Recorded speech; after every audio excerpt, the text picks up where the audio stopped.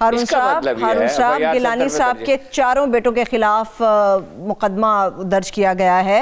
جی میری عرض تو سن لینا، میں وہی تفصیل آپ کو بتا رہا ہوں، میری گزارش تو سنیں۔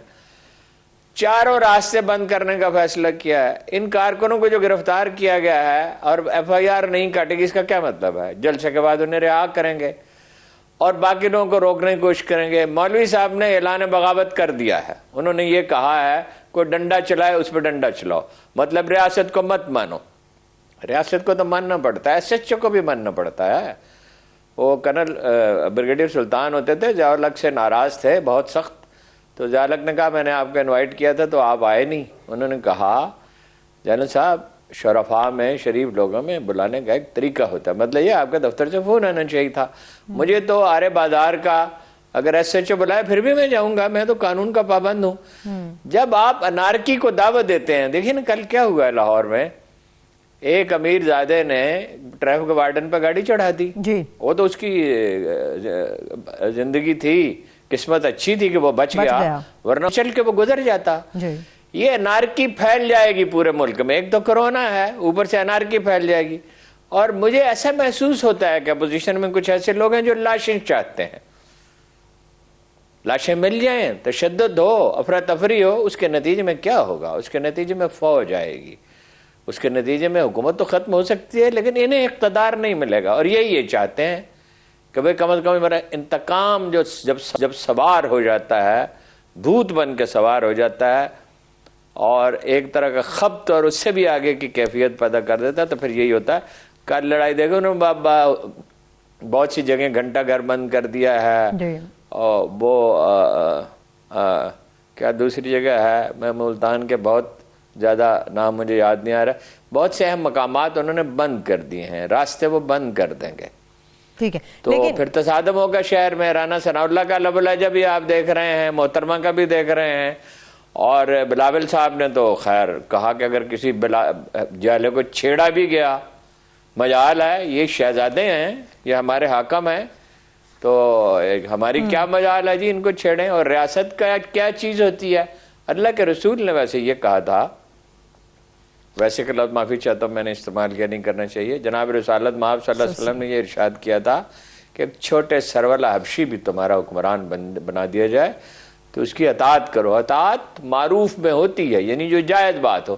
تو کون سی ناجائز بات حکومت کہہ رہی ہے؟ اگر تو کوئی ناجائز بات کہے، لیکن ہارون صاحب انہیں حکومت کو بھی تو خیال کرنا چاہیے نا، خود بھی تو یہ ورکرز کنونشن کر رہے ہیں، جماعت اسلامی نے اپنا جلسہ کیا ہے، اس کے اوپر کوئی پابندی نہیں ہے، تو پھر PDM والے اپنے صحیح موقف لے کر آ رہے ہیں کہ انہیں صرف جلسہ کرنے پر پابندی کا سامنا کیوں کرنا پڑ رہا ہے؟ نہیں، وہ تو ہم مستقل طور پہ کہتے رہتے ہیں نا کہ خان صاحب نے غلط کیا۔ دوسری بات یہ ہے کہ ایک جرم دوسرے جرم کا اور ایک جھوٹ دوسرے جھوٹ کا جواز پیدا نہیں کرتا، کسی کو بھی نہیں کرنا چاہیے۔ وہ بھی بہت گرجے برسے، امیر جماعت اسلامی بھی بہت گرجے برسے، سراج الحق صاحب سے سنجیدگی کی توقع کی جاتی ہے، کوئی بہت ہی سیریس پارٹی کے سربراہ ہیں، گرجے برسے، اور انہوں نے کہا PDM میں اور PTI میں کوئی فرق ہی نہیں ہے۔ بالکل فرق تھا، آپ ان کے ساتھ 5 سال حلیف رہے حکومت میں، آپ ان کے ساتھ شامل تھے، اس وقت آپ کو کوئی شکایت نہیں تھی۔ اور فرق کیوں نہیں ہے؟ ایک حکومت ہے، ایک ایجیٹیٹرز ہیں، فرق تو ہے۔ حکومت غلطیاں کر رہی ہے، بہت سی غلطیاں اس نے کی ہیں، ان غلطیوں کو پوائنٹ کریں، فرق کیوں نہیں ہے؟ کیا عمران خان کے مکان ہے وہاں پہ لندن میں اور پیرس میں زرداری صاحب کی طرح جائیداد ہے؟ اور کیا ان کا کوئی وہاں پہ سر محل میں پیلس ہے؟ اور کیا انہوں نے جعلی کھاتے ہیں ان کے؟ اور اگر آپ حکومت کو بالکل ہی نہیں مانیں گے، دیکھیے مولانا مودودی نے تو آخری وقت میں 77 میں بڑی کوشش کی تھی کہ کسی طرح بھٹو صاحب ان سے ملنے بھی گئے تھے، انہوں نے صرف ان کے استعفے کا مطالبہ کیا تھا، تشدد کو روکنے کی بڑی کوشش کی، وہ بھی آخری وقت میں انہوں نے کہا میں کوشش کرتا رہا، آپ مانے نہیں، اب آپ مستعفی ہو جائیں۔ मतलब ये जो इस्लामी जमीयत तलबा से क़यादत आई है, सराजुल हक साहब ज़ाती तौर पे अच्छे आदमी, साफ़ सुथरे आदमी, ये समझती नहीं है कि जब बात करनी हो तो मोहतात रहना चाहिए। ठीक, तो सभी का हाल यही है। वो वही उर्दू के मुहावरे फिर दोनों याद आते हैं, इस अमाम में सबका यही हाल है, और सब एक ही थैली की चट्टे बटे, इक़्तिदार के लिए सब दीवाने हो रहे हैं और मिलेगा किसी को कुछ नहीं। हमाद अज़ीज़ साहब वफाकी वज़ीर बराए सनअत तो पैदावार हमारे साथ मौजूद हैं। बहुत शुक्रिया हमाद अज़ीज़ साहब, थैंक यू सो मच हमें प्रोग्राम मुकाबिल में ज्वाइन करने के लिए। हमाद अज़ीज़ साहब, अभी तक हम नवाज शरीफ साहब ने 1992 में जो एक इकनॉमिक एक्ट रिफॉर्म्स पास किया था, मंजूर किया था, अभी तक हम उसके झटकों से नहीं निकल पाए थे। अभी मेरे पास जो स्टेटमेंट्स आ रही हैं कि किस तरह से स्टेट बैंक ने एक बहुत बड़ा फैसला किया है पाकिस्तानी एक्सपोर्टर्स को लेके। पहले 10% का रोना हम रो रहे थे, अब 35% पे बात आ गई है कि वो आराम से बैरून मुल्क ले जा सकते हैं। मुझे आपसे ये कंफर्म करना है, क्या इमरान खान साहब इस फैसले के बारे में जानते हैं? कैबिनेट में क्या लाया गया? क्या ईसीसी ने इस फैसले के ऊपर कोई सुनगुन रखी है? प्लीज मुझे जरा कंफर्म कीजिएगा। देखिए, पहली बात तो ये है कि कोई फैसला ऐसा नहीं हुआ। दूसरी बात ये है कि 2001 से पाकिस्तान में और खित्ते के जो दूसरे तमाम तकरीबन ममालिक हैं उनमें एक फैसिलिटी अवेलेबल है कि जो एक्सपोर्टर्स होते हैं वो अपने जो प्रोसीड्स हैं जो डॉलर में या दूसरी करेंसी में आती है उसका 10% हिस्सा और इंफॉर्मेशन टेक्नोलॉजी या सर्विसेज के लिए 35% हिस्सा पाकिस्तान के अंदर ही फॉरेन करेंसी अकाउंट्स में बैरून मुल्क करेंसी में मेंटेन कर सकते हैं। और अगर उन्होंने वो मुल्क से बाहर भेजना है तो उसके लिए स्पेसिफिक पर्पसेस जो हैं वो मेंशन है कानून के, उसके अलावा वो नहीं भेज सकते। मसलन पब्लिसिटी है या बाहर डिस्काउंट देना है या अपनी कारोबार के लिए कोई और जो स्पेसिफिक पर्पसेस जो लिस्ट हुए हैं कानून में, उसके अलावा वो नहीं भेज सकते। वही कानून 2001 से आज तक मौजूद है, उसमें कोई तब्दीली नहीं आई।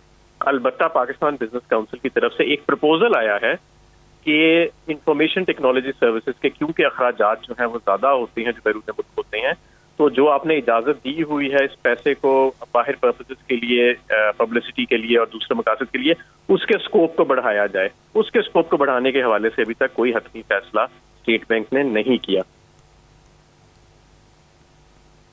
ठीक, हमाद साहब, मैं हारून रशीद अर्ज कर रहा हूँ, गुजारिश ये है कि आज की दुनिया में रुपया आप मुंतकिल करना कौन सा मुश्किल काम है। रुपया अगर यहीं पड़ा हो, वो 10% भी मेरी समझ में नहीं आया कि क्यों बाहर क्यों रखा जाए।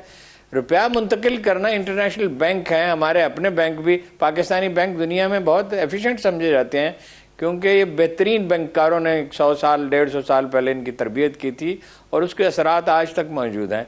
तो पैसे बाहर रखने के क्या मतलब है? आप जानते हैं कि बेशुमार लोगों ने जायदादें बनाई हैं, ऑफशोर कंपनियां बनाई हैं और उसी पे सारी सियासत पीटीआई ने की है और लोगों ने आपको वोट दिए हैं उस पर। तो ये प्रपोजल ज़ेर गौर ही क्यों आए कि 35% पैसा वहाँ रखा जाएगा? जिसको ज़रूरत है वो इजाज़त ले, उसके लिए एफिशिएंट सर्विसेज होनी चाहिए, जो अफसर हैं वो एफिशिएंट होने चाहिए, ताख़ीर न करें और पैसा यहाँ हो जब ज़रूरत हो जिसको वो मुंतकिल कर दे। वैसे भी तो मुंतकिल करते हैं ना जब ज़रूरत होती है। जी बिल्कुल ऐसे ही है जिस तरह आप फरमा रहे हैं कि कोई पैसा बाहर नहीं रहता। कानून ये है कि एक्सपोर्टर का जितना पैसा आता है वो फॉरेन डॉलर से या दूसरी गैर मुल्की करेंसी से रुपए में कन्वर्ट हो जाता है।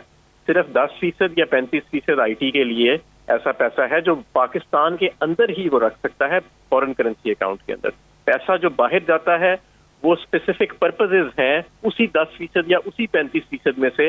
फिर जो पैसा अगर वो बाहर ले जाना चाहते हैं तो उन्हें बताना पड़ता है कि हम इस मकसद के लिए ले जा रहे हैं। उसमें ना तो वो प्रॉपर्टी खरीद सकते हैं, ना ही कोई ऑफशोर कंपनी बना सकते हैं। वो स्पेसिफिक उनके कारोबार से ताल्लुक रखता है कि पब्लिसिटी करनी है या दूसरा कोई अखराजात आने हैं। तो पैसा एक्चुअली पाकिस्तान के अंदर होता है, फॉरेन करेंसी अकाउंट्स के अंदर होता है, और अगर उस पैसे के अंदर से कोई चीज बाहर लेके जानी है तो उसकी शिकायत मौजूद है कि वो किस किस शर्त के तहत पैसा जा सकता है। और ये कानून वही मौजूद है जो 2001 से मौजूद है और खित्ते के दूसरे ममालिक में भी ये मौजूद है। कोई आप ये जो कुछ आप फरमा रहे हैं इसका मतलब कोई अंदेशा हमें नहीं होना चाहिए।